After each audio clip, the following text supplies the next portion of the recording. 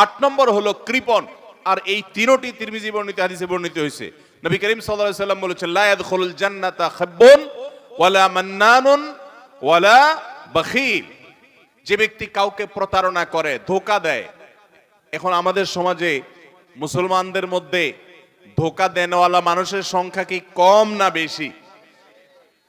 দোকানদার বলেন, ব্যবসায়ী বলেন, চাকরিজীবী বলেন, যার কথাই বলেন, এমনকি নেতারা বলেন, জনগণকে ধোঁকা দেয়। ঠিক না বে ঠিক? সবাই যার যার জায়গা থেকে কে কাকে ল্যাং মারবে, কে কাকে ধোঁকা দিবে, এটাই হলো আমাদের কাজ এখন। অথচ ধোঁকাবাজ, প্রতারক, চিটার, বাটপার এই লোকগুলো কখনো জান্নাতে যেতে পারবে?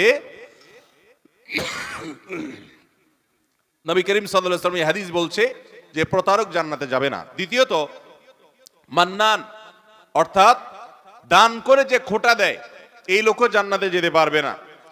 দান করে খোটা দেওয়ার বদভ্যাস আছে না নাই আমাদের অনেকের? দান করেছেন আল্লাহকে খুশি করার জন্য, যদি আপনি খোটা দেন তাহলে আপনার ওই দান বরবাদ হয়ে যায়, ওটা নষ্ট হয়ে যায়। আল্লাহ বলেছেন, লা তুবতিলু সাদাকাতিকুম বিল মান্নি ওয়াল আযা। তোমরা দান করার পর খোটা দিয়া, কষ্ট দিয়া, যাকে দান করছো তাকে কষ্ট হয় এরকম কথা বলে ওই দানকে বরবাদ করে দিও না। আমরা অনেকে এই কাজ করি।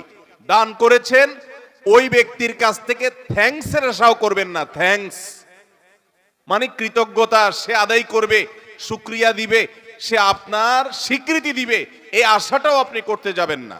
আল্লাহ কোরআনে কারীমে সূরা দাহরের মধ্যে জান্নাতি এবং নেককারদের বৈশিষ্ট্য বলতে গিয়ে বলেছেন, ওয়ায়ুতঈম